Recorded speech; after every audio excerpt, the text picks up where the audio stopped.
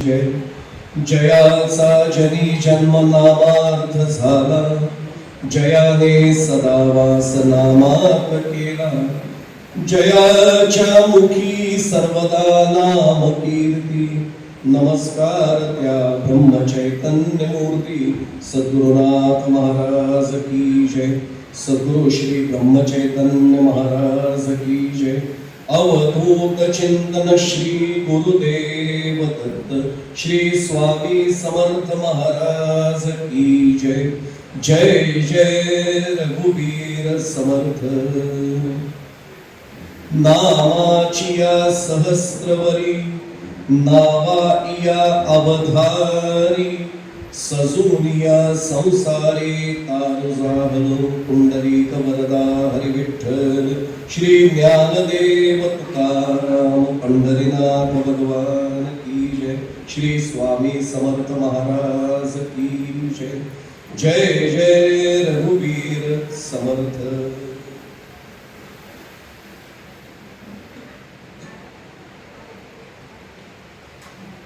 श्री स्वामी समर्थांच्या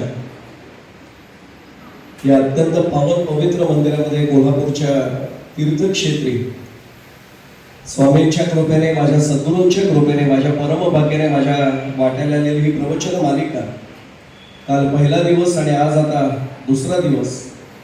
या सेवेला उपस्थित असणारे आपल्यासारख्या समस्त देवतुल्य मायबाप श्रोत्यांचा प्रथम कृतीने शक्य नसलं तरी मनाने भावनेने आपल्या सर्वांच्या चरणी साष्टांग प्रणिपात करतो.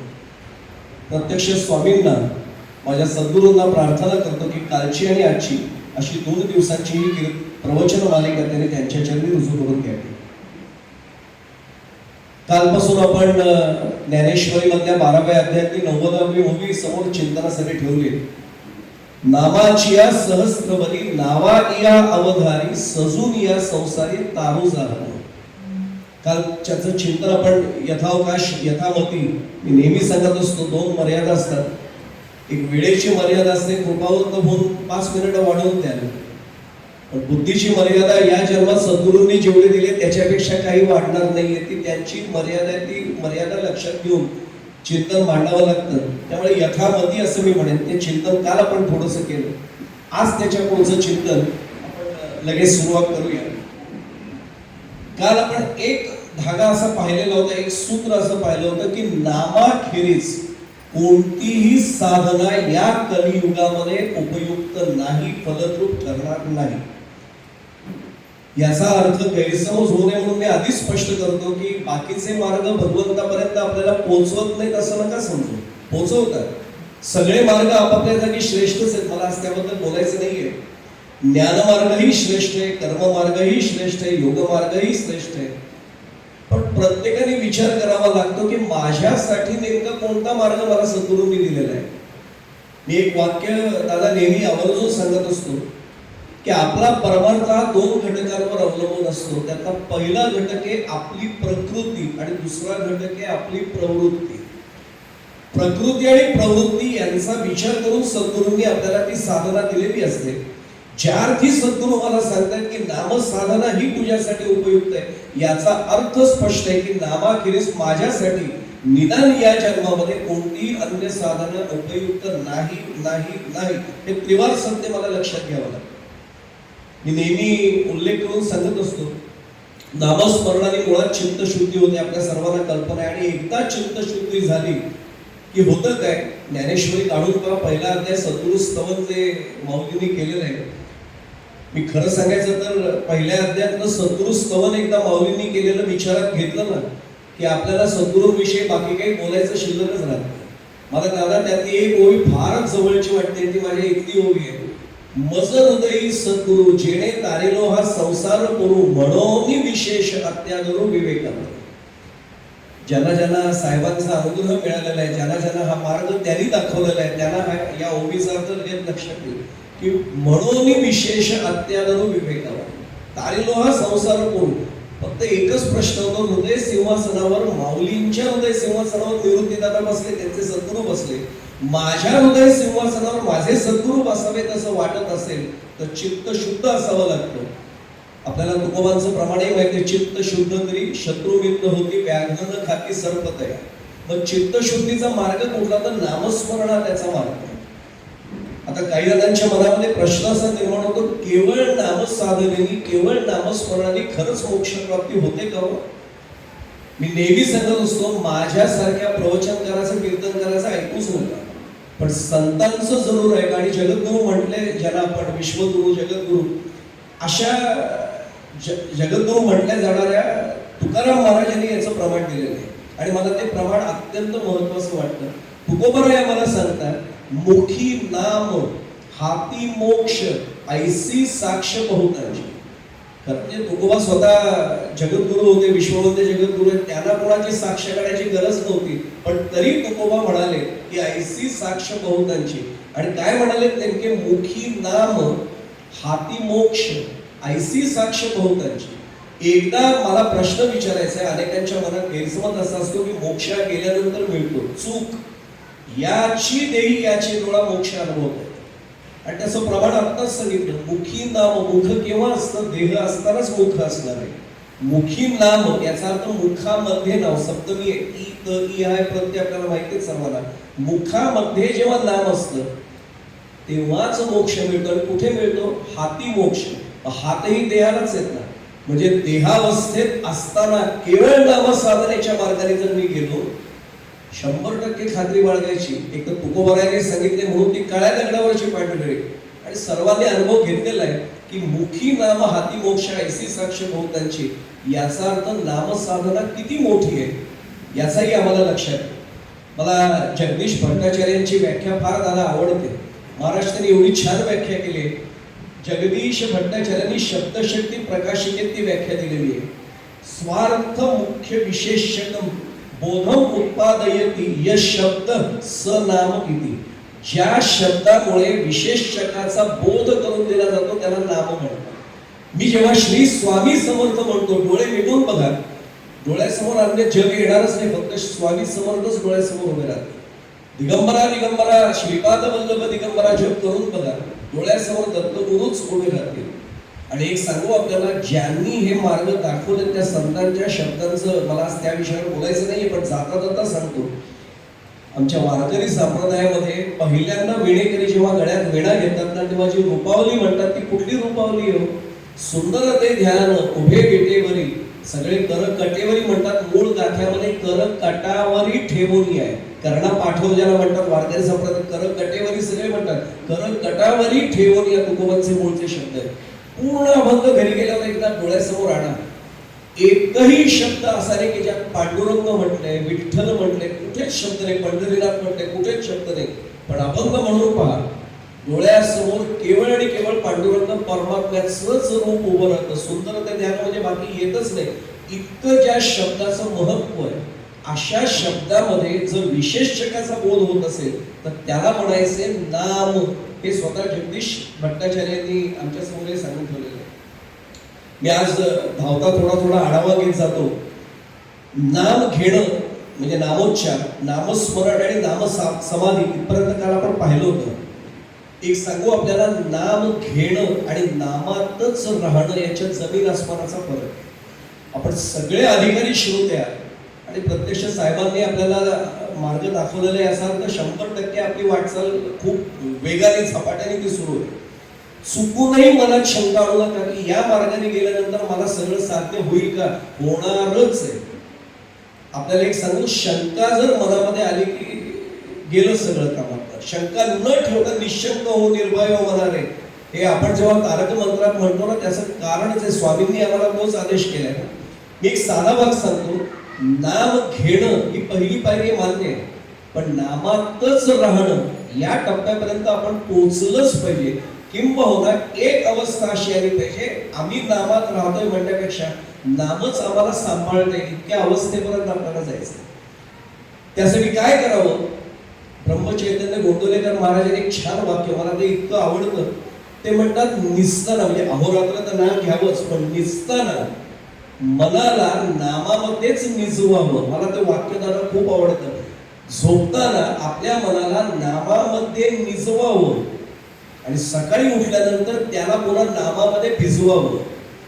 म्हणजे मग अहोरात्र नामच घेतलं जाईल, बाकी येणारच नाही. मी फक्त एक मुद्दा महत्वाचा सांगतो आणि मला महाराजांचा अभंग मुद्दा डोळ्यासमोर ठेवायचा आहे.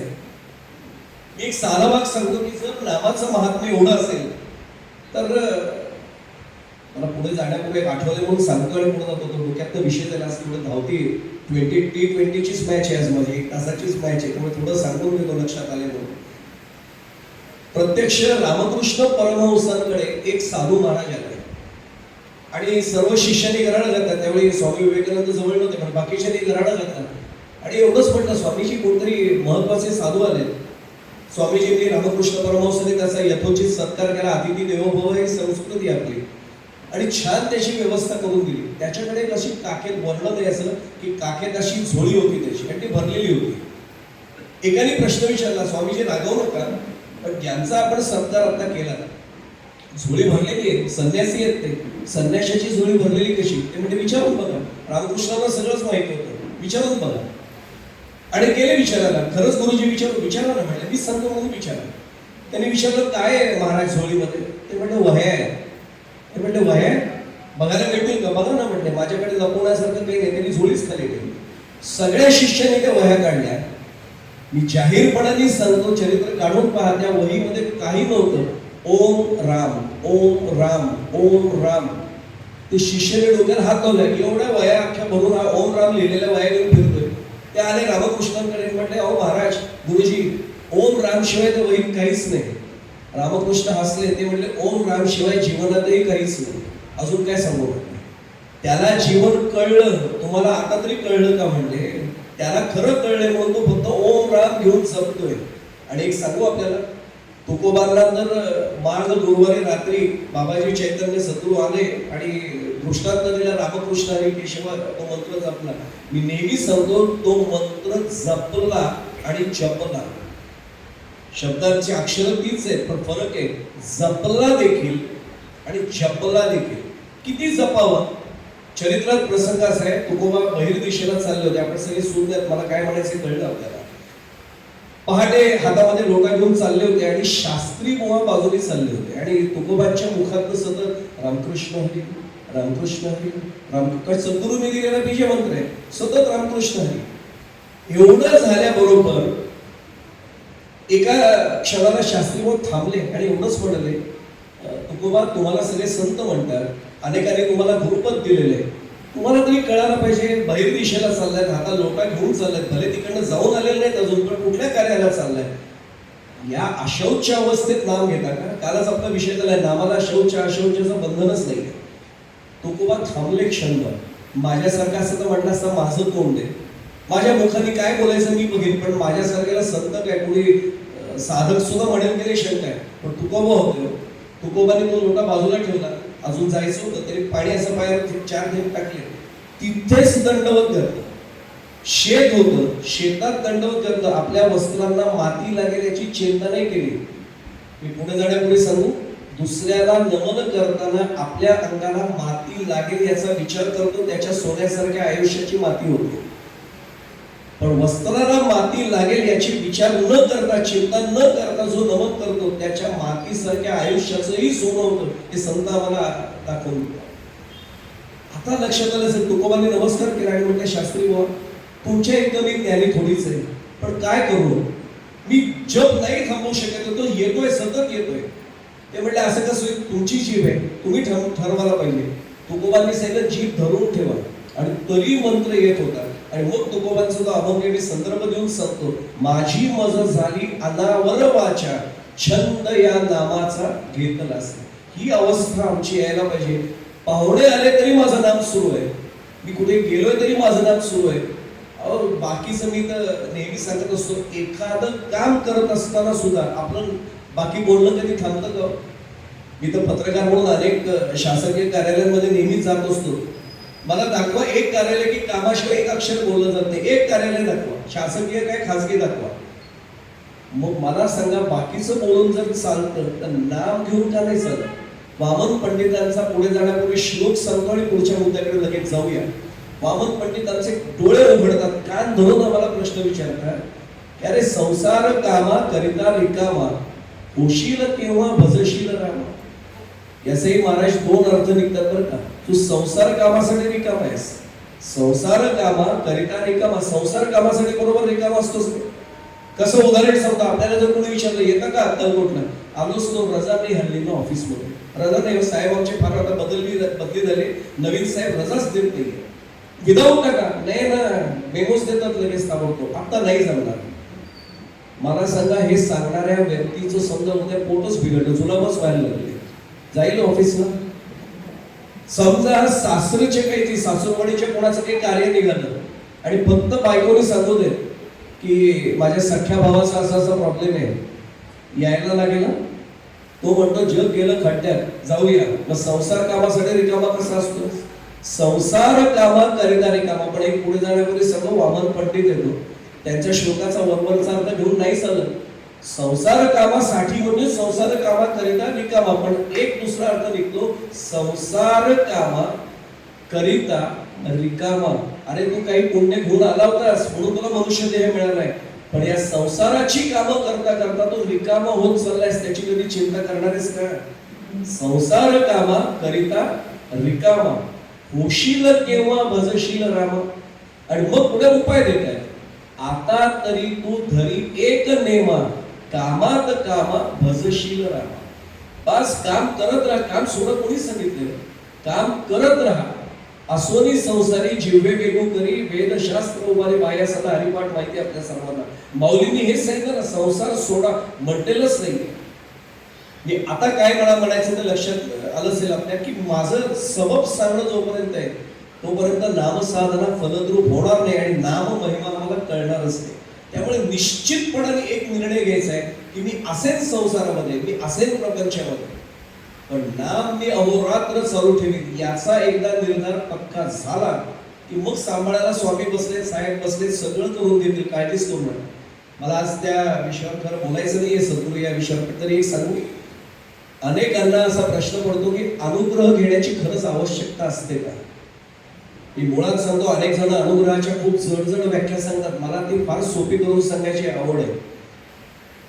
एक सोपा भाग सांगतो, या संपूर्ण जगामध्ये, या जगामध्ये ब्रह्मापेक्षा तू अणुवाद, ब्रह्म सत्यम आपल्या सर्वांना माहिती आहे आचार्यांचा सिद्धांत, या जगातल्या ब्रह्मापेक्षा तू अणुमात्र भिन्न नाहीस. हे शाब्दिक नव्हे, अनुभवाच्या पातळीवर जे माझ्या निदर्शनास आणून देतात आणि त्याचा अनुभव मला येऊ लागतो, तो ज्यांच्यामुळे येतो त्यांच्याकडनं मिळालेला अनुग्रह असतो. म्हणजे माझा ग्रह अनुभूतीच्या पातळीवर तो आणून देतात म्हणून तो अनुग्रह आहे. आणि गुरु का म्हणायचं यांना, ज्यांच्या समोर पोहोचल्यावर आपल्याला त्याच क्षणाला जाणीव होते मी लघु आहे, लगेच लक्षात येते हे गुरु आहे. ते काय म्हणतात लक्षात आलं असेल आपल्या. या इथपर्यंत आपण गेल्यानंतर एक भाग सांगतो मुद्दाम, आपल्याला ओवीची घेतलेली ती तारू शब्दाची ओवी आहे. नामाची या सहस्त्रवरी नावा या अवधार. नावा म्हणजे बोटी, सहस्त्रवरी नौका मी घेऊन आलो, त्याच्या एका बोटीत तू बस. श्री स्वामी समर्थ आवडले त्या नौकेत बस, तुझा उद्धार मी करून देईल. इथपर्यंत ग्वाही आपल्याला दिलेली आहे. मी एवढ्यासाठी मगाशी सांगत होतो, सद्गुरू एवढ्यासाठी पाहिजे. मला सांगा, श्रीराम जयराम जय जयराम माझा विजय मंत्र असेल, मला येत नव्हता का तो, पण तोपर्यंत मी जेव्हा तो श्रीराम जयराम जय जयरामचा जप करत असेल किंवा श्री स्वामी समर्थाचा जप करत असेल, माझ्या मनात भावना काय येते, काय जप करतोय मी, काय नाम घेतोय मी. पण अनुग्रह मिळाल्यावर जेव्हा जप होतो आपली भावना बदलते. सद्गुरू काय उपकार आहेत तुमचे, तुमच्यामुळे माझ्याकडून हे नाम घेतलं जाते बघ, आपोआप बदलतं. आणि तिथे ती भावना बदलण्यासाठी अनुग्रह आवश्यक आहे. हा त्यातला एक भाग. आपण चिंतन करतोय की नामाच्या नौका आहेत आणि त्या सहस्त्रवरी नौका आहेत. एक उदाहरण प्रत्यक्ष देतो. निष्ठा, नाम महिमा कळावा असं वाटत असेल तर नामावर निष्ठा आपली पाहिजे. किती निष्ठा असावी? एक दृष्टांत आपल्या समोर ठेवतो. एक जहाज चाललेलं होतं, बोट म्हणा, जहाज म्हणा, काही म्हणा त्याला. जुन्या काळची गोष्ट आहे, त्यावेळी काही आजच्यासारखे रडार सिस्टीम किंवा रेडिओ हे काही नव्हतं. SOS पाठवणं वगैरे काही पूर्वी नव्हतीच पद्धत. आणि नेमकं ते जहाज चाललंय, सगळ्यांनी प्रवास सुरू केलेला आणि अचानक एका खडकावरती नाव आदळते. नावेला छिद्र पडतं. खलाशाला बरोबर कळतं की आता काही खरं नाहीये. सहकार्याच्या मदतीने पाणी जेवढं ढकलते तेवढं ढकलायचा प्रयत्न करतो, पण लक्षात येतं की नाव आता वाचवणं कठीण आहे, आपल्या आवाक्याबाहेरचं काम. खलाशी सगळ्यांना एकत्र लक्ष द्या माझ्याकडे म्हणतो आणि सगळ्यांना सांगतो की ही नाव आता बुडणार आहे. जवळजवळ 1/4 बुडलेली आहे, हळूहळू ती अर्धी बुडेल, मग सगळी बुडेल. लाईफ जॅकेट्स ज्याला आपण म्हणतो, जीवरक्षक जी काही जॅकेट्स असतात ते लाईफ जॅकेट्स माझ्याकडे जेवढी आहेत तेवढी मी वयोवृद्धांना देतो, कारण त्यांना कठीण आहे. बाकीच्यांना एकच सांगतो, इथे कोयता कुऱ्हाड वगैरे अशी साहित्य हातात, जुन्या काळची गोष्ट आहे, बोटीवर पडलेले घ्या, लाकडाचा तुकडा पडाल, मिळेल तो तुकडा हातात घ्या, पुढची एखादी बोट येईपर्यंत तरंगण्याचा प्रयत्न करा, ज्याला पोहता येईल त्यांनी तसं करा. आपण थोडक्यात समजून घेऊ, मला काही दृष्टांत रंगवायचं नाही. पहा काय घडलं आपल्या लक्षात आलं. सगळ्यांची धावधाव सुरू झाली, ज्यांना लाईफ जॅकेट्स मिळाली ती कमी होती, ते वयोवृद्ध वाचले थोडे. गडबड अशी झाली, ज्यांना ते मिळालं नाही ते धावत सुटले. एखादा बघा ना शिल्लक असेल, एखादा बघा ना लाईफ जॅकेट शिल्लक असेल, एखादा द्या ना मला. खलाशी म्हणतो, हात जोडतो, सगळं संपलं आणि काळजी करू नका, बोट बुडेपर्यंत मी इथे थांबणार आहे. कारण आपल्याला माहिती आहे खलाशी शेवटपर्यंत तिथे थांबलेला असतो, कॅप्टन तिथपर्यंत असतो.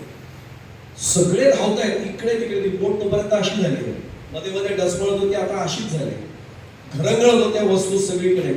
सगळ्यांच्या धावपळीमध्ये एक माऊली तिच्या 3-4 वर्षाच्या बाळाला घेऊन अशी हाताला घेऊन धावत होती. बघा ना, याच्यासाठी तरी द्या ना काहीतरी, याच्यासाठी तरी द्या ना काहीतरी. तिच्याकडे बघायला कोणा, जो तो म्हणतो माझा जीव वाचत नाही, तुझ्या मुलासाठी काय देऊ म्हणतो. आणि एक सांगू आपल्याला, जगसुखाचे सोबती निर्वाणीचा एकची श्रीपती, म्हणून तर सद्गुरूंच्या चरणाशी यावं लागतं. बाकी कोणी नाही, कोणी येणार नाहीये सोडविता चक्रपाणी शिवाय कोणी नाही. आपल्याला हे लक्षातच घ्यायचं, अंतकाळी फक्त चक्रपाणी सोडवे. सगळे लक्षही देत नव्हते आणि ही माऊली अस्वस्थ झाली. ती म्हटलं मी मेले तरी झाले, याला द्या ना एखादं, याला द्या ना, कारण शेवटी आईचं चित्त आहे. आणि लक्षात तिच्या येतं, मी आई आहे, मी धावपळ करते, त्याचे वडील कुठे आहेत, हे का नाही धावत आहेत. आणि सगळ्या बोटीवर सगळे धावपळ करत असताना एका बाजूच्या कोपऱ्यात हिचा नवरा, खिशात त्याच्या जपमाळ काय बसायचे, जप करत बसला तो, डोळे मिटतो, बोट डसमळते, सगळे धावतायत बाजूनी, हा जप करत बसलाय. असा संताप आला तिला. अक्कल आहे का तुम्हाला काही? अहो मुलगा सुद्धा बुडेल आपला, आपण बुडतोय आता सगळं, हे जहाज बुडणार आहे, काय करत बसलात तुम्ही? काही लक्ष नव्हतं. कालच म्हटलं जप कसा करावा याचा आदर्श होता. खांदे हलवले त्या माऊलीने, अहो जागे व्हा.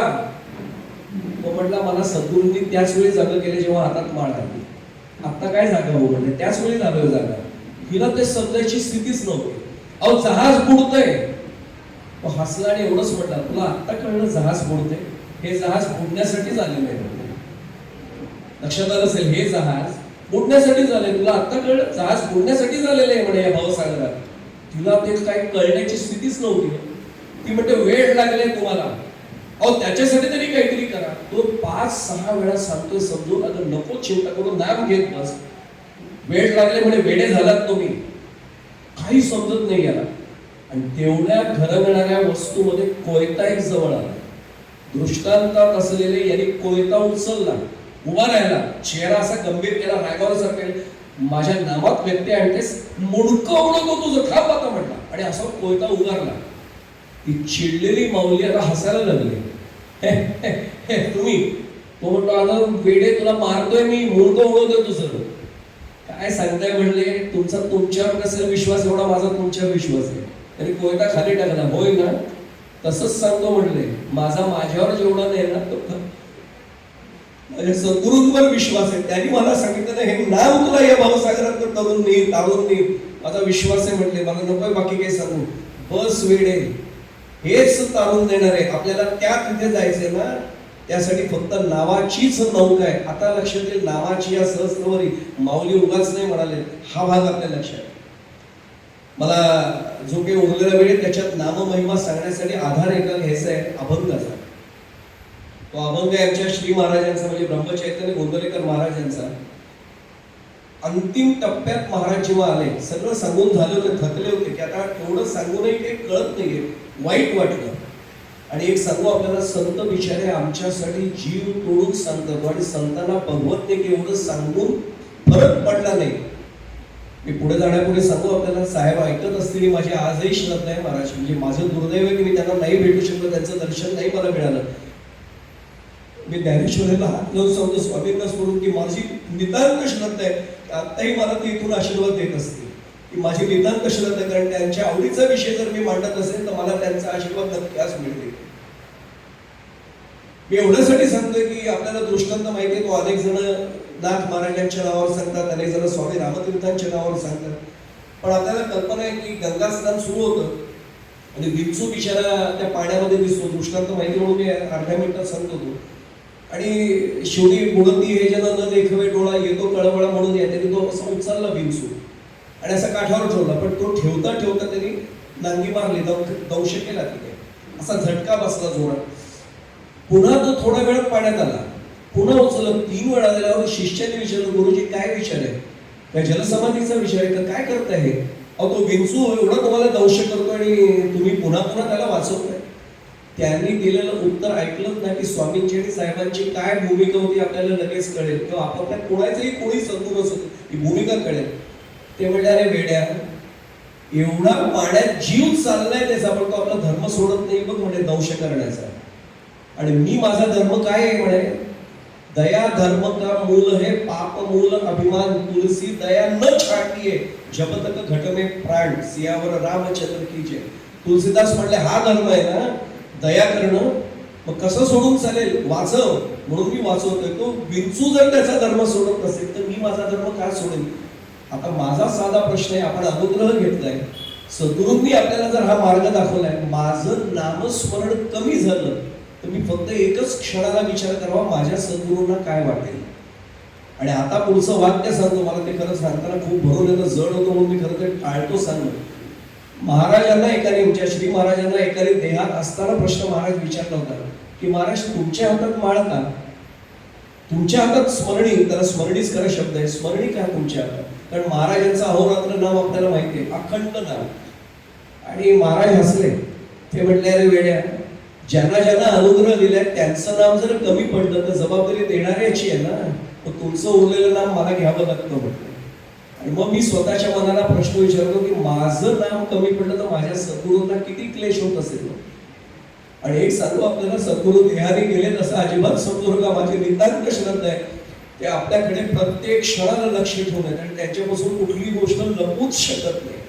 मी किती नाम घेतोय मला नाही कळलं तरी त्याला नक्की कळणार आहे. ही ज्यावेळी आमच्या भावना मनात दृढ होईल ना, खात्री देऊन सांगतो 2 दिवसात बाकी काही नाही लक्षात ठेवलं तरी एवढं लक्षात ठेवा, नाममहिमा आपोआप कळेल की माझ्या सद्गुरूंना माझं नाम कळणार आहे. बस मी किती घेतलं सांगायची गरजच नाही हो.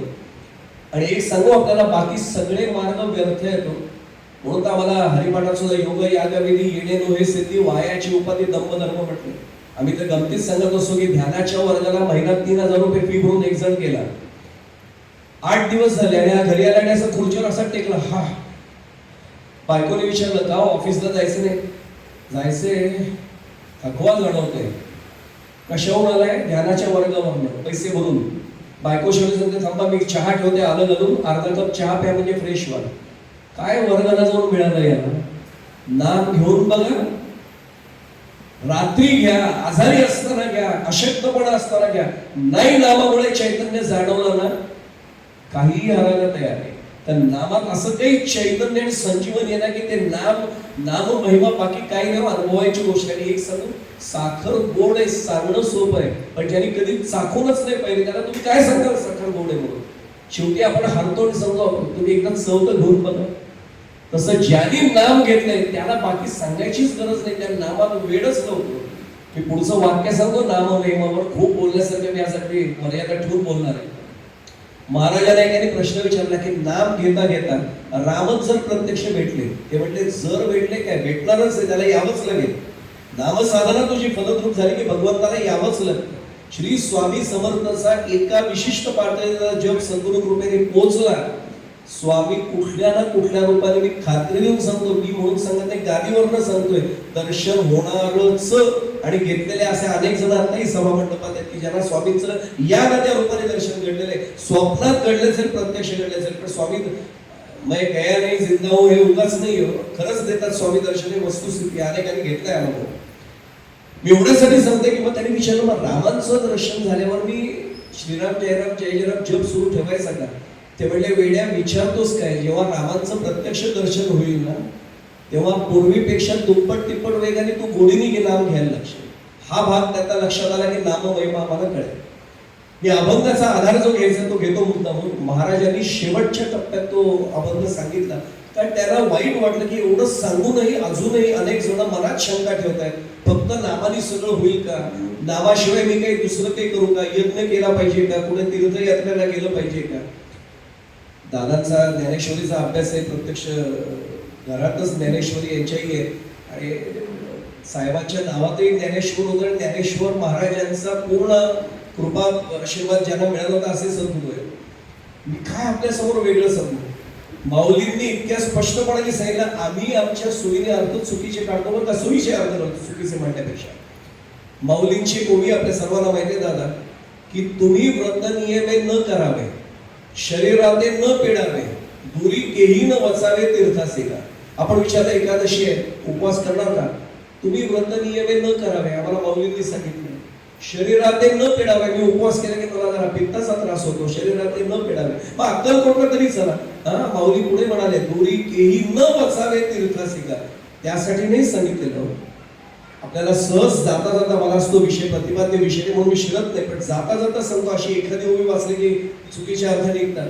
एक सांगू आपल्याला, दुसरा अध्याय काढून पहा. श्रेयान स्वधर्म विगुणा भगवद्गीतेतला अध्याय काढला की आपल्या लक्षात येईल. स्वधर्मे निधर्म श्रेया परधर्म भयावहा सांगितलंय. माऊलींचं त्याच्यावर जो भाष्य आहे, आगा स्वधर्म हा आपुला जरी का कठीण जाहला तरी हाची अनुष्ठीला भला देखील. फार माऊलींनी त्याच्यावर दृष्टांत दिले. तो इतरांची घर पाहून आपलं घर मोडणार का, इतरांची वनिता पाहिली तर आपल्या वनितेला सोडणार का. माऊलींनी अप्रतिम दृष्टांत दिले. मला एवढ्यासाठी सांगायचं की एवढं अर्जुनाला सांगितले तरी पापा वरपडा होसील म्हटलंय, धर्म सोडू नकोस. आणि 18वा अध्याय काढा. जेव्हा अर्जुनाची मानसिकता तयार झाली तेव्हा काय भगवान गोपाल कृष्ण म्हटले, सर्व धर्मान परित्यज्य मामेकम शरणं व्रज अहम त्वा सर्व पापेभ्यो मोक्षयिष्यामि मा शुचो. एकदा श्री स्वामी समर्थाचा जप एका पराकोटीला पोहोचला की घडणार आहे असं की स्वामी स्वतः आपल्याला हात धरतील आणि मग पुढचे सगळे कष्ट संपतील. बस त्याच्यापेक्षा काय पाहिजे.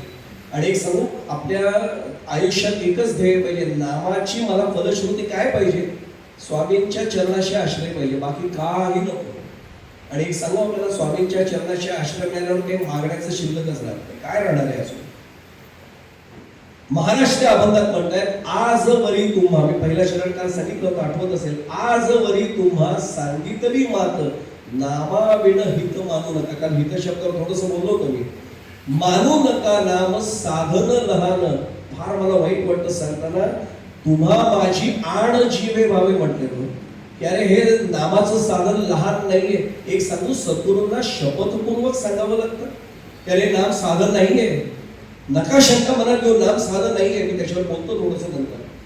मानू नका सार संसार अपार, दृश्य हा जोजार मानू नका. जे दिसतंय ना हे सगळं असत्यच आहे.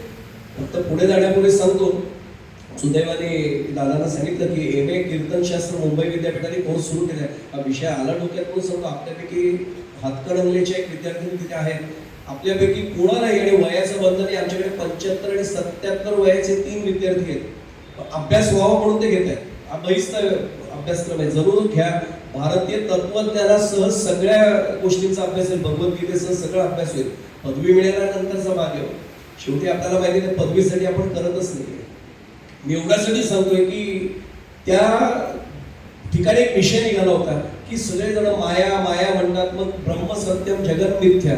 त्या मिथ्याचा अर्थ खोटा असा नुसता नाहीये.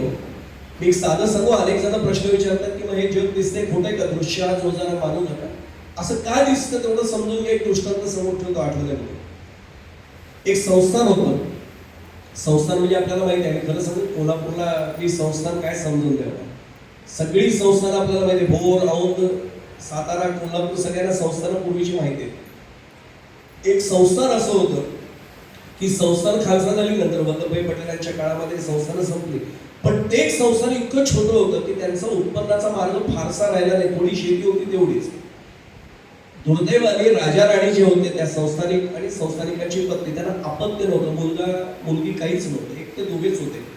70-72 वय राजेसाहेबांचं झालं, 65 साधारण राणी सरकारांचं झालं. त्यांच्याकडे एक मुनीमजी होते, ते जवळजवळ राजेसाहेबांच्या वयाचे होते आणि राणीसाहेब त्यांना वडीलच म्हणायचे की मी संसारामध्ये आले इथे आणि मला तुम्ही वडील आहात. इतकं नातं त्यांचं वेगळं होतं. एक दिवशी मला वेळ कमी म्हणून मी पटकन पुढचा मला जेवढा गाभा आहे तेवढाच सांगतो. लग्नाची पत्रिका राणी साहेबांच्या हातात आली. हातात पत्रिका आली, त्यांनी वाचलं आणि चेहराच पडला. मुलींजींचं लक्ष होतं, दिवाळीजींचं लक्ष होतं. पटकन पुढे आले. राणी सरकार जोडा चुकीचा आहे का? ते म्हणजे ते दोघे आपल्याच संस्थांमध्ये नागरिक आहेत, दोघेही चांगले आहेत, एकमेकांना अनुरूप आहेत, पण चेहरा का पडला? मुलींचे नका विचार. एक सांगू, स्त्रियांची दुःख स्त्रियांनाच कळतं, पुरुषांना नाही कळत. ते म्हणजे मी वडिलांच्या जागेने मला वडीलच हात म्हणले. मी माझे वडील आता गेलेत, पण मी तुमच्या रूपाने माझे वडीलच बघतो. हो ना, मग मुलगी वडिलांची पण बोलू नाही शकत. ठीक आहे, आता एवढं या भावनेने विचारते म्हणून सांगते. अहो, मी लंकेची पार्वती आहे. गळ्यात मंगळसूत्र आहेत, कानात 2 पुड्या आहेत, पाटल्या पण नाही आहेत, 2 बांगड्या फक्त सोन्याच्या आहेत, शालू पैठणी दोन्ही आहेत, ती चांगली मी नेसेल. पण सगळ्या महिलांची मी जेव्हा लग्नाला जाईन तेव्हा अपेक्षा अशी असते, राणी सरकार आल्या सगळे त्या भावनेने बघतील आणि मी तर लंकेची पार्वती जाऊ कशी? म्हणले एवढीच अडचण आहे. एवढीच नाही, हीच मोठी अडचण आहे. म्हणजे लोकांच्या अपेक्षा मी नाही पूर्ण करू शकणार आहे. ते म्हणले मी मुलींची म्हणून मला हिशेब माहिती, मी कालच हिशेब रात्री पूर्ण केलाय. 1000 रुपये सहज खर्च होऊ शकतात, अनुमती द्या. वेळ लागलाय का? म्हणलं 1000 दागिने येणार आहेत का? कोणी भाड्याने देतं का? तुम्हाला काय करायचं राणी सरकार, वडील म्हणून तुम्हाला सांगतो फक्त अनुमती द्या. दिली म्हणले. ते गेले तास 1.5 तासात काही बॅगा घेऊन आल्या, अशा कॉटवर पलंगावर मांडल्या. तिथे एक बॉक्स, पहिलाच बॉक्स उघडला. आता कोल्हापूरमध्ये जेव्हा मी सांगतोय, त्याला चपलहारच लोकांनी करून ठेवलाय. तो चपलहार दाखवला. राणी सरकारने अहो हे बेंटेक्सचे दागिने खोटे दागिने. हे पुढे जाण्यापूर्वी सांगतो, स्वामींना साक्षी देऊन मला त्यातला फरक ओळखता येते. पण मी खरं ते सांगतो, हे खोटे दागिने मला पितळेचे जे कोणी अंगठी दिली निवडलं सांगितलं, महाराज तुमच्यासाठी अंगठी, मी लगेच सांगेन अंगठी दिली मला. काय ओळखता येते? आणि फार चांगलं केलं सद्गुरूंनी, फरकच कळत नाही. आणि त्या सोन्यामध्येच तली बसलाय, त्यामुळे तो नाही कळत हेच चांगलं. बेंटेक्स दागिने ते म्हणजे विकणाऱ्याला माहिती आहे, आणणाऱ्या मला माहिती आहेत आणि बघणाऱ्या तुम्हाला माहिती आहेत. बाकी काही बोलू नका. माझ्यावर विश्वास ठेवा, हे दागिने परिधान करा आणि बिंदास जा. अहो बायकांची नजर असते, ओळखतील. मी एकच सांगतो, हे औषध आहे, पथ्य पण सांगतो. ते म्हणजे कुठलं पथ्य? काय नाही म्हणजे सगळे तुमच्याशी बोलायला येतील, दागिन्यांचं कौतुक करतील, तोंड उघडायचं नाही, एवढंच करायचं. ते म्हणजे यांनी काय करून बघा म्हटले, माझ्यावर विश्वास ठेवा. आणि या गेल्या हो खरंच अँबॅसिडर पण पूर्वी एकच गाडी, राणी सरकारांकडचीच गाडी, ड्रायव्हरने त्याला घेऊन पण गेले. मंडपाशी गाडीचा आवाज आल्याबरोबर महिला वर्गाला कळलं राणी सरकार आल्या. सगळ्या गप्पा थांबल्या आणि सगळ्यांचं लक्ष मंडपाच्या प्रवेशद्वाराकडे. आणि राणी सरकारांनी पहिलंच पाऊल आत टाकलं आणि सगळ्या महिला, दागिने बघ. मला फक्त सांभाळून घ्या, मला सगळे नावं येत नाहीत, 1-2 आठवलेत, ते सोय विचारून घेतलेत म्हणून सांगतो. आता ती भिंती बघ म्हणलं किती आहे, ती वाकी बघ गंडातली, अगं केवढी जाड आहे, 5-5 तोळ्याची एक वाकी, तिथेच 10 तोळे झाले. आणि कमरपट्टा किंवा मेखला बघ 20-25 तोळ्याची, अशी जाडजूड आहे म्हणले. आणि सगळ्या ऐकतायत हे राणी सरकार दागिने राणी यांनी एवढंच पथ्य पाहिलं, काय बोलायचं नाही, एवढंच. आणि एका महिलेने सगळा हिशेब मोजला. काय लोकांना हौस असतो, तिने मोजला आणि दुसऱ्या सखीला तिच्या सांगितलं 1 कोटीचे दागिने राणी सरकारांच्या अंगावर. राणी सरकार म्हणतात, हजाराचे दागिने 1 कोटीचे झाले कसे? काही बोललं नाही. पुढे वरती गेल्या व्यासपीठावर सगळ्यांनी त्यांना राणी सरकार म्हणतात गर्दीच्या रांग बाजूला करून त्यांना येऊ दिलं. वधूवर दोघे ओळखीचे, दोघांना त्यांनी पाकिट दिलं, नमस्कार त्या दोघांनी केला. वधू पित्याने वरपित्याने नमस्कार केला. आणि सध्या राणी सरकार राजेसेठ नाही, त्यांची प्रकृती ठीक नाही, जेवून जायचं बरं का. एक सांगू पुढे जाण्यापूर्वी, माझ्या बंधू पितृ वर्गाला माहिती आहे, लग्नामध्ये महिला वर्गाला खूप काही बोलायला विषय असतात. शालू केव्हा घेतला, पैठणी केव्हा घेतली, हा दागिना कुठे, हा तयार आहे का, घडवला आपल्याकडे, कोण घडवणार, सोनार, सगळं विचारतील. आम्हाला पुरुषांना फक्त 2 वाक्य असतात. कोणी आमच्या ड्रेसकडे सफारी घालून जा, इन करून जा, ब्लेझर करून, कोण बघत नाही. बरं, वरती गेल्यानंतर 2च महाराज वाक्य, 2च असतात. आला खूप बरं वाटलं आणि जेवल्याशिवाय जायचं नाही. कोणी सांगा मला पुरुष बंधू वर्गाने 3रं वाक्य आलं असेल तर मला सांगा, मी साष्टांग दंडवून झाले. 2च वाक्य आपल्यासाठी. राणी सरकार म्हणजे मला नका जेवायचा आग्रह करू, मी आले आशीर्वाद देण्यासाठी आले. राणी सरकार निघाल्या.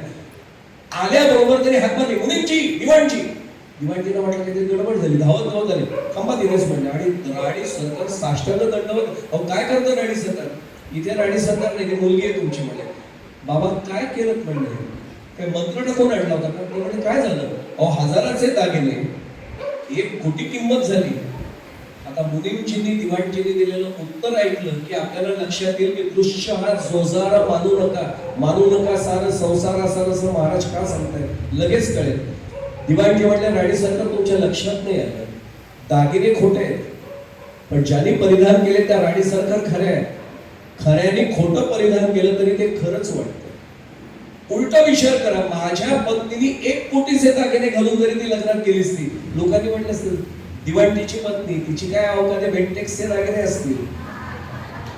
आता लक्षात आलं असेल. त्यामुळे खऱ्याने खोटं परिधान केलं की ते खरं वाटायला लागतं.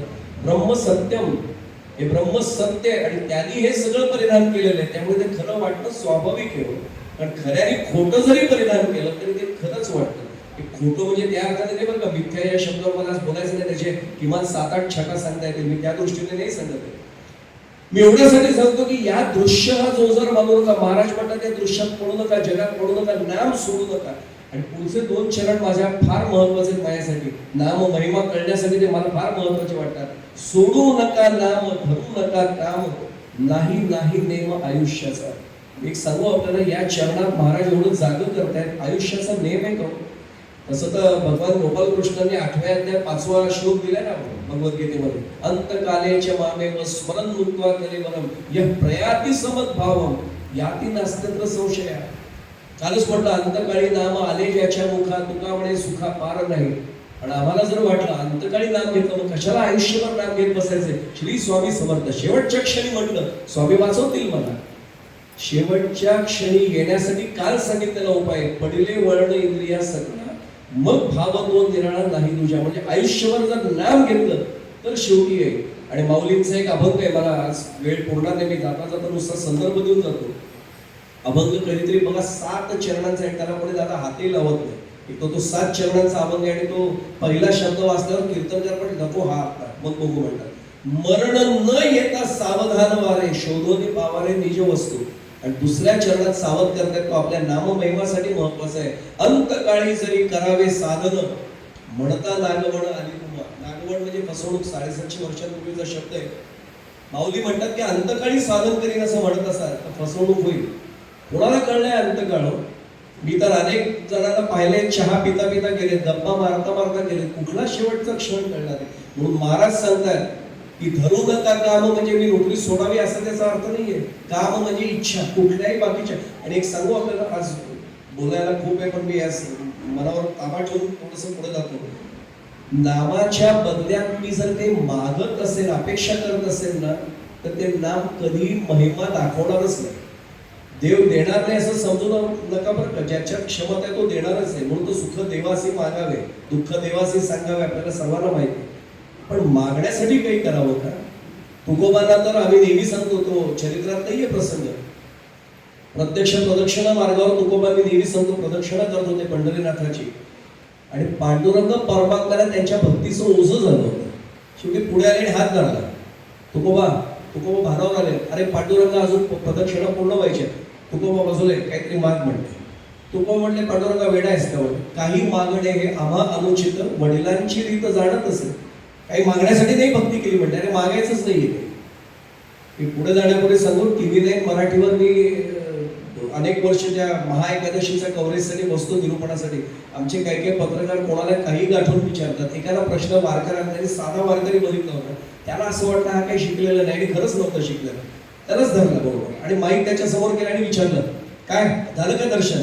हो म्हटलं, कळसात पांडुरंगाचं दर्शन झालं. हाही भाग लक्षात घ्या बरं का. त्या दिवशी महाएकादशीला पांडुरंग परमात्मा स्वतः कळसात आलेला असतो.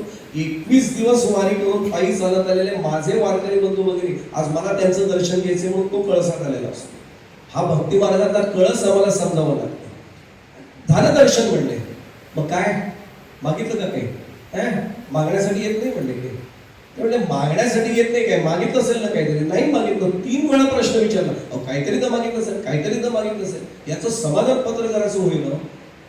याला वाटलं अशिक्षित काहीतरी बोलेल. याच्याही लक्षात आलं ह्याची चिकाटी फार आहे. तो म्हणलं हो मागितलं, इथे आठवलं म्हटलं मागितलं. हा मग ते सांगा आमच्या प्रेक्षकांना. श्रोते आपण ऐकूया प्रेक्षक हो त्यांनी काय हा काय मागितलं आपण पाठवून? एवढंच मागितलं की आयुष्यात ते मागण्याची इच्छाच होत नाही. काय मागितलंय? आयुष्यात काही मागण्याची इच्छाच होत. स्वामींच्या चरणाशी आल्यावर, साहेबांच्या चरणाशी आल्यावर एकच मागावं, आयुष्यात काही मागण्याची इच्छाच होऊ नये. याला म्हणतात धरू नका काम. काम धरू नका याचा अर्थ नोकरी सोडा असा अर्थ नाहीये हो. त्याचा अर्थ इच्छा. मी नाम घेतलंय, मी सांगू पुढे मागे, ज्ञानेश्वरीतला शब्द दादांना माहिती, यांनाही माहिती आहे. त्याला वाणिज्य शब्द मौलींनी वापरलाय. अर्जुनाला समजून दिले की अरे वाणिज्य आहे, वाणिज्य म्हणजे व्यापार. वाणिज्याला इंग्रजीत आपण कॉमर्स म्हणतो बरं का. वाणिज्य मंत्री म्हणजे कॉमर्स मिनिस्टर. आता लक्षात दिलं, अरे हा व्यापार आहे, तू काहीतरी. आणि आम्ही अनेकदा व्यापार करतो, आम्ही म्हणतोय, आपल्याला म्हणत नाही. भगवंताला जाऊन सांगतात काही जण, भगवंता एवढं दे 11 नारळ. अरे तू काय भगवंत तुला 11 नारळाच्या पूर्णासाठी थांबलाय का? आणि कुणाकडनं मी देणार आहे? पत्रम पुष्पम फलम तोयम, आपण सगळ्यांना प्रमाण देतो.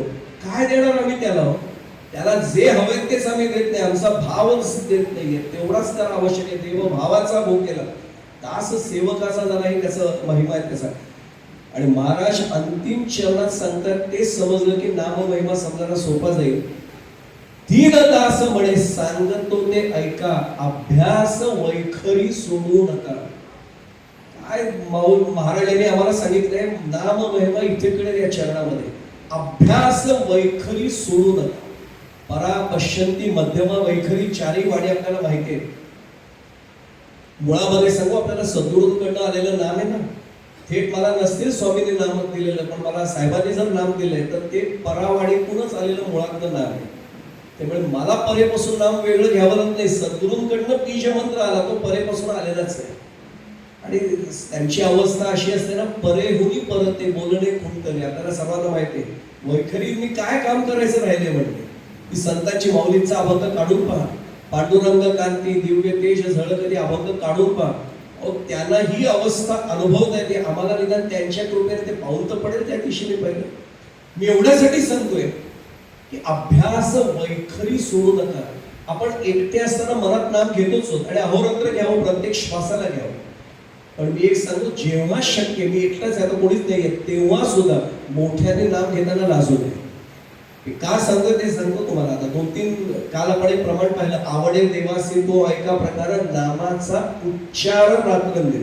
हरिपाठ काढून पहा, पालुपद काय आहे हरिपाठाचं? हरिमुखे म्हणा, हरिमुखे म्हणा, पुण्याची गणना कोण करी. आणि आत्ताही आपण पाहिलं, अभ्यास वैखरी सोडू नका. का वैखरीने नाम घ्यावं? वाणीने, म्हणजे या वाणीने नाम का घ्यावं? मी त्याचं नेहमी उदाहरण सांगतो. मी कोकणातला, इथे जे कोकणातले कोणी असेल त्यांना हा भाग लगेच समजेल. आमच्याकडे कोकणामध्ये अनेक माणसं त्या घराशी एका जोडलेली आहे. वेळ कमी म्हणून मी थोडा गतीने बोलतोय बरं का, सांभाळून घ्या, कारण मला विषय थोडा तरी मानल्याचं समाधान घेऊन जायचं. त्या घराशी तो माणूस जोडलेला असतो, काम आयुष्यभर त्या घराशी काम करतो. असाच एक बाळू नावाचा माणूस एका दादांकडे काम करत होता. त्या दादांची मुलगी लग्नाची झाली आणि तिचं लग्न ठरलं. बाळूला खूप आनंद झाला आणि घरातलं कुटुंबच कुटुंब सदस्य असल्यासारखं. पण त्याचं एकच वाईट होतं, काम वाटते ते करायचं, वाटते ते का. एकच वाईट होतं, शब्द तोंडात फार वाईट.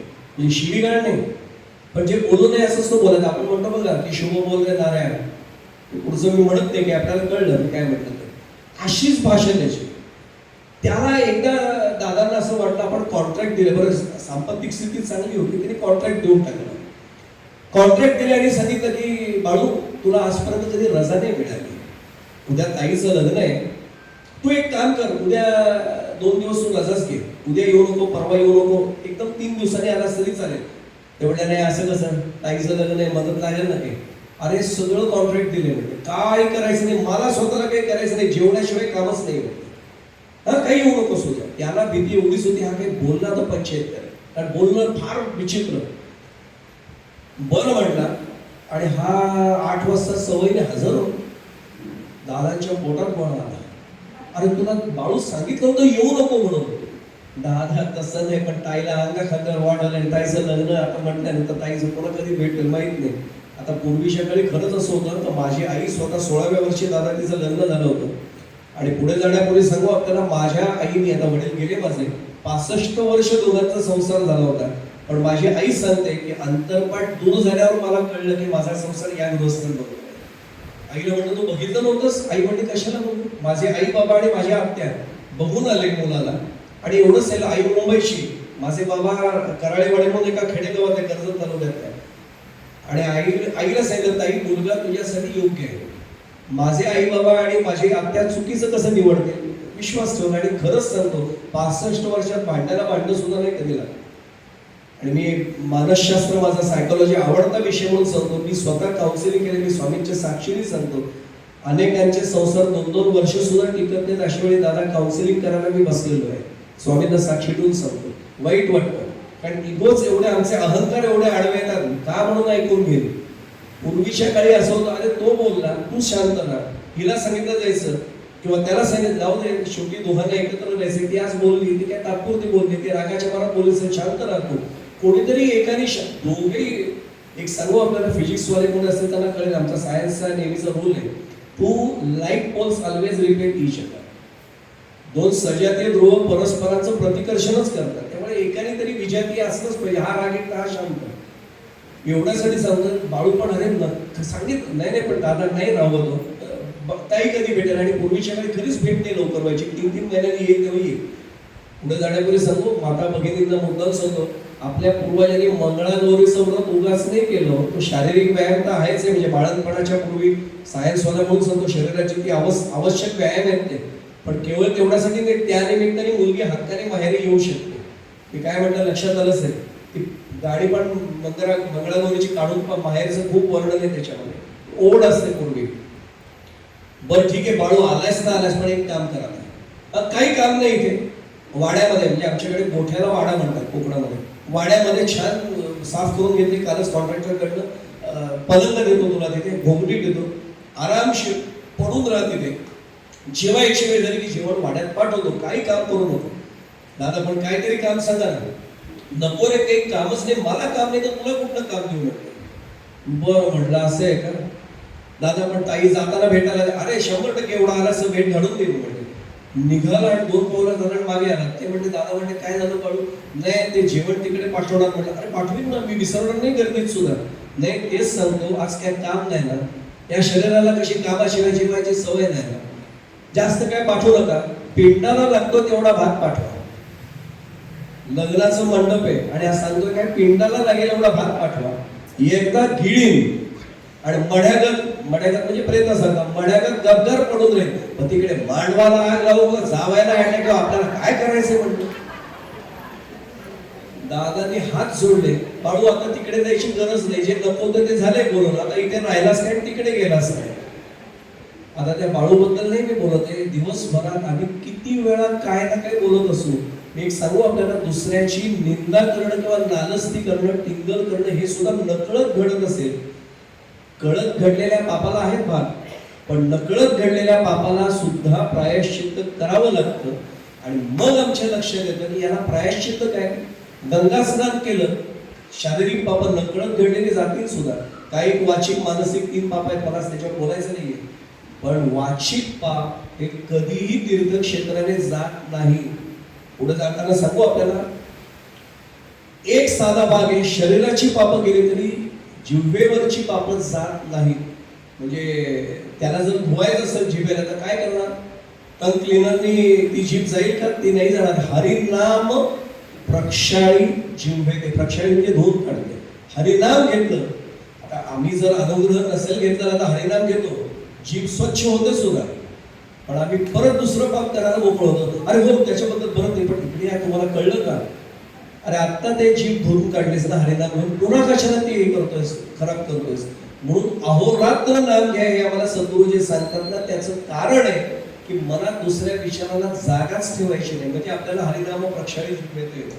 आता एक लक्षात येईल आपल्याला, हे सतत सतत सतत घडलं, खरंच उपयोग होतो का, 100% होतो. पण कसं करायला पाहिजे त्याला प्रमाण सांगतो जाता जाता.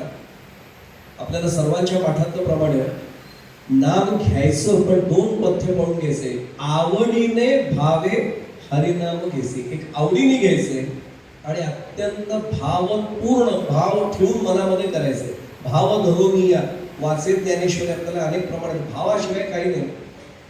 आवडीने भावे हरिनाम घेसी, मग तुझी चिंता त्यासी सर्व आहे. अनन्यास चिंतयतो माम.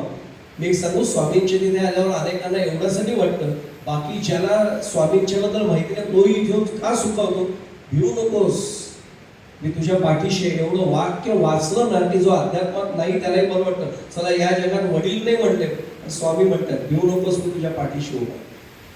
आता लक्षात येईल पण स्वामी केव्हा पाठीशी लागतील, मी जेव्हा स्वामींचं होईल तेव्हा ना. आणि स्वामींच्या दारात जायचं कालच सांगितलं, महत् सेवाम द्वार माहुर विमुक्त, एक द्वार झालं आणि दुसरं नामसाधनेचं द्वार आहे. त्या नावामध्ये जर मी रमलो तर मला हे होणार आहे. पण नाम कसं घ्यायचं, एक आवडीने घ्यायचंय आणि भावपूर्ण घ्यायचंय. मी त्याला एक सोपं सांगतो नेहमी, मला तो श्लोक फार आवडतो. प्रतिश्वासम सविश्वासम रामं वद दिने दिने, को विश्वासम पुनश्वासम आगमिष्यति मानव. सविश्वासम म्हणजे पूर्ण श्रद्धापूर्वक भावपूर्ण घ्यायचंय नाम. सविश्वासम तेवढंच प्रतिश्वासम, प्रत्येक श्वासाबरोबर घ्यायचं. मी पुढे जाण्यापूर्वी सांगू, काही जण म्हणतात तो श्वासाबरोबर नाम घेणं शक्य आहे. सद्गुरूंना जर शक्य झालं आणि त्यांची कृपा झाली तर आपल्यालाही शक्य आहे. मला सांगा, श्वास घेतोय हे आपल्याला जाणवतं तरी का? इथे आल्यापासून तुम्हाला आणि मला कधी जाणवलं आपण मोजलं किती श्वास झाले, किती थांबले? नाही कळत. ते इतक्या सहजतेने होतात.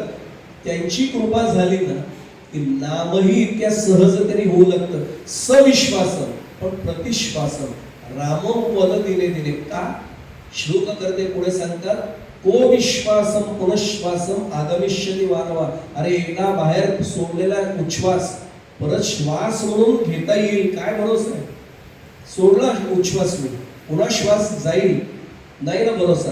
आत्ताच घे. पण तो सुद्धा घेताना खरंच उपयोग होतो का? त्या नाम महिमा स्पष्ट करताना आणखी एक गोष्ट सांगतो आपल्याला. मला तोही चरण खूप आवडतो याच्यामध्ये. न कळता पद अग्निवरी पडे, श्लोकच आहे. न कळत, आणि वामन पंडितांनीच त्याचं विश्लेषण केले. न कळता पद अग्निवरी पडे, न घडे दाह असे कधी न घडे. चुकून एखादा निखारा पडलाय, अग्नी म्हणजे निखारा, लाल बुंद निखारा आहे, आणि समजा मी दादांना भेटायला पटकन पुढे लागेल, माझं लक्ष नाही गेलं, घाईगेत माझा पाय पडला, असा चटका बसला आणि मी मूर्खासारखं त्याची, अरे मूर्खा मी तुझा पाय मुद्दामून केला का? मी त्याला भेटायला चाललो होतो. तो म्हणे सहज पाय द्या, नकळत द्या, मुद्दामून द्या, माझा धर्म आहे तुम्हाला चटका द्या. न कळता पद पाऊल अग्निवरी पडे, न घडे दाह असे कधी न घडे. तसंच अचित नाम वदो भलत्या मिसे, सकल पातक त्वरित हरित. अरे त्याचं नाव कोणत्याही निमित्ताने जरी आलं ना, प्रत्येक पाप हरून जातं, त्याचं पापच राहत नाही, पाप मोचन होणारच आहे. मी इतक्या सहजतेने हे सांगतो ना, याचं कारण मुळात आहे. भागवत काढून पहा, त्याच्यावर मुलाला वेळ नाही. भागवतात एक श्लोक आहे, सांकेत्यम पारिहास्यम. श्लोक काढला की आपल्याला लक्षात येईल. सांकेत्यम म्हणजे संकेत म्हणून. समजा मला कोणी विचारलं, कर्जतला तुमच्या घरी यायचंय, कुठे राहतात? मारुती मंदिर आहे बघा, कालच आमचा विषय झाला होता मारुती मंदिराचा. मारुती मंदिर आहे ना, त्या मारुती मंदिराच्या पासून पुढे. मी काय म्हटलं पटकन? मारुती मंदिराच्या. मारुतीला म्हणतात, चला मारुती म्हटलं, यांनी एकदा माझं नाव घेतलं. इतका दयाळू आहे, तो संकेत म्हणून नाम घेतलं तरी तो टिकमार्क करतो. पारिहास्यंच उपहास म्हणून त्याचं नाम घेतलं तरी तो ते नाम समजतो. म्हणजे कसं ते पण सांगतो, कर्जतमध्ये आमच्याकडे वारकरी संप्रदायाचा अखंड हरिनाम सप्ताह आयोजित होतो, दरवर्षी असतो. एक गृहस्थ आहेत आमच्याकडे, ते कधीच कुठल्याही मंदिरात कधी जात नाही, पण आम्ही दिसलो की ते आमच्याकडे माऊली मैदान त्याला नाव पडलेलं आहे, ते मंडप उभारायचे 7 दिवस व्यवस्था सुरू होते आधी. ते आम्हाला सहज विचारतात, काय यांना विठ्ठल विठ्ठल कधीपासून आहे? ते प्रेमाने नाही दादा विचारतात, आमची टिंगल करतात, काय विठ्ठल विठ्ठल कधीपासून आहे? आम्ही ओळखायचं की सप्ताह कधी, पण ते सप्ताह कधी म्हणत नाहीत, पण फार चांगलं आहे. ते आम्हाला विचारतात विठ्ठल विठ्ठल कधीपासून सुरू आहे? तो पांडुरंग परमात्मा एवढा दयाळू होतो, म्हणता यांनी 2दा विठ्ठल विठ्ठल म्हटलं. आमच्याकडे तिवाटणे नावाचे खजिनदार होते त्या मंडळाचे, ते गेले आता विचारे. त्यांचं नाव ज्ञानेश्वरच होतं, आम्ही त्यांना माऊलीच म्हणायचो. त्यांना मी सांगायचो, माऊली यांना दरवर्षी आपण भेटायला जात जाऊ, कारण आपल्या तिथल्या जाण्यामुळे 2दा आयुष्यात विठ्ठल विठ्ठल म्हणतात. विठ्ठल विठ्ठल कधी म्हणून सांकेत्यम पारिहास्यम. पुढे जाण्यापुढे सांगू, एक शब्द मराठीत आता आठवू नका, घरी गेल्यावर आठवू नका. 5 अक्षरी शब्द आहे, जो दुसऱ्या कोणाला हेटाळणी करण्यासाठी किंवा रागावून बोलताना ग्रामीण भागात अनेकदा आजही वापरला जातो. पण त्यातलं दुसरं आणि तिसरं अक्षर घेतलं की राम शब्द तयार आहे. तो शब्द जरी म्हटला तरी रामचंद्र प्रभू म्हणतात, चला माझं नाव घेतलं एकदा. इतका तो दयाळू आहे. कोणत्याही निमित्ताने जर त्याचं नाव घेतलं तर तो ते नाम गृहीत धरतोय. कोणी चांगल्या भावनेने जर त्यांचं नाम घेतलं आणि सद्गुरूंकडनं आलेल्या बीज मंत्राप्रमाणे त्यांनी सांगितलेल्या मार्गाने जर साधारण मार्गाने गेलो आणि ते नाम जर मी घेतलं तर मला सांगा की काय वेगळा परिणाम आपल्याला होऊ शकेल. माझी वेळ खरं तर बोलता बोलता कधी संपली मलाही कळलं नाही. आज मला थोडं सांभाळून घ्या. खरं तर मी सकाळी देखील सांगितलं की नाममहिमा किमान 3 ते 4 भागात मांडते मी. आज जेवढा मांडते 2 दिवसात तो नाममहिमा एक संपला एवढंच समजा. आयुष्यात एक खात्री देऊन सांगतो, स्वामींची आणि साहेबांची कृपा झालेलीच आहे, ज्यांच्यावर अनुग्रह मिळालेलाच आहे. खात्री बाळगा की आपल्याकडनं कधी नामसाधना थांबणार नाही. आणि नामसाधना थांबणार नाही म्हटल्यानंतर नामाचा जो आम्हाला महिमा आहे तो अनुभवता येणार आहे. मी एवढंच सांगतो, बोलू तितकं कमी आहे. आज मला केवळ महालक्ष्मी एक्सप्रेसने निघायचं म्हणून मी आपली क्षमा मागतो आणि इथे थांबावं लागेल म्हणून मी थांबतोय, कारण माझी गाडी जर गेली तर मला उद्या रात्री परत थांबायला लागेल. मी आपली सर्वांची क्षमा मागतो. बोलण्यासारखं खूप आहे. मी एकच सांगतो, बुद्धे साहेब आपण आणि आपले सर्व सहकारी सर्व विश्वस्त यांच्या चरणी मी नतमस्तक होतो. मी धन्यवाद असा कोणता शब्द आपल्यासाठी वापरणार नाही, पण मी कृतज्ञतापूर्वक नमस्कार नक्की करतो. कारण आपल्याकडे 2 गोष्टी माझ्या आयुष्यात घडल्या की प्राचार्य शिवाजीराव भोसले, राम शिवाळकर, डॉक्टर युवा पठाण जिथे गेले होते तिथे मी आज 3ऱ्यांदा आलोय. याच्या आधी कराडमध्ये मला हा योग आला होता. याच्यानंतर मला चंद्रपुरात विदर्भामध्ये हाच योग आला होता आणि आज स्वामी कृपेने आपल्या कृपेने आज 3ऱ्यांदा योग आला की या मान्यवर व्यासपीठावर मला 3ऱ्यांदा असा कार्यक्रमात येता आलं. त्यामुळे मी आपल्या चरणी नतमस्तक होतो की आपल्यामुळे स्वामींची साहेबांची सेवा तर झालीच, पण सर्व स्वामी भक्तांचं मला दर्शन या निमित्ताने घडलं. यासाठी आपल्या सर्व श्रोतृ वर्गाच्या देखील चरणी नतमस्तक होतो. माझी एकच प्रार्थना आहे, कृपावंत व्हा आणि आशीर्वादाचे दोन्ही हात माझ्या मस्तकावर कायम ठेवा. ही प्रार्थना आपल्या सर्वांच्या चरणी करतो. झालेली सेवा स्वामींच्या साहेबांच्या आणि माझ्या सद्गुरूंच्या चरणी समर्पित करतो. वाईट वाटते, थांबावं लागते, पण इलाज नाही. बोलण्यासारखं खूप असतं तरी मनावर नियंत्रण ठेवून मी थांबतो. इथेच वाणीला पूर्णारंभ देतोय. कृष्णाय वासुदेवाय हरये परमात्मने प्रणतः क्लेशनाशाय गोविंदाय नमो नमः. राजाधिराज प्रभु रामचंद्र महाराज की जय. अवधूत चिंतन श्री गुरुदेव दत्त श्री स्वामी समर्थ महाराज की जय. जय जय रघुवीर समर्थ.